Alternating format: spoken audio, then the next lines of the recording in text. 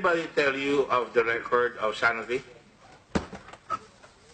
It's a big company, multi-billion, multi-trillion, perhaps trillion, I don't know, but certainly it's a multi-billion dollar or multi-billion euro company. I'm sure we're all aware of that, right? Well, I've heard of the company. Of course, Dr. Pasteur, I assume, would have been the inspiration for this particular branch. Yes, we Dr. studied Pasteur, rabies, right?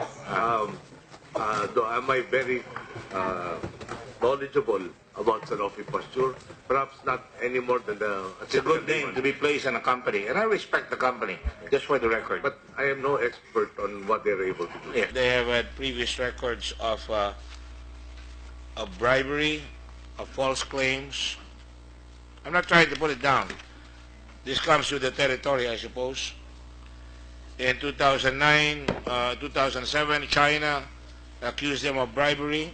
On May 2009, in the United States, false claims on Aventis Pharmaceutical Incorporated, a wholly owned subsidiary of Sanofi Aventis, violated the False Claims Act by misrepresenting drug prices in order to reduce its Medicaid drug rebate under the Medicaid drug rebate statute.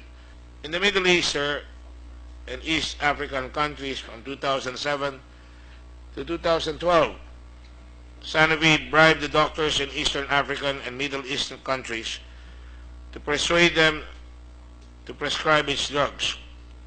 The alleged bribes involve gifts and other perks.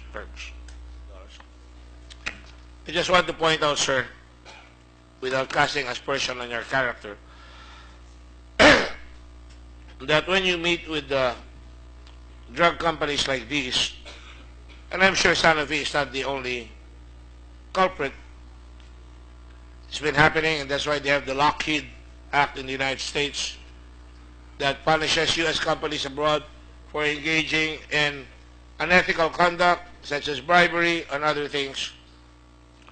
I would imagine that, no fault of your own, you were not briefed on your first meeting in China in APEC.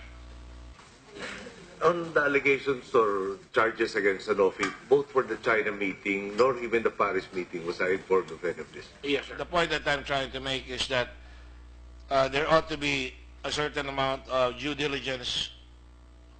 I'm not saying that I'm a total angel, but I'm just saying that with all these signs, I would imagine that the government or Secretary Green ought to have been more careful and circumspect in dealing with Sanofi, considering that they're very, very high-pressure salesmen.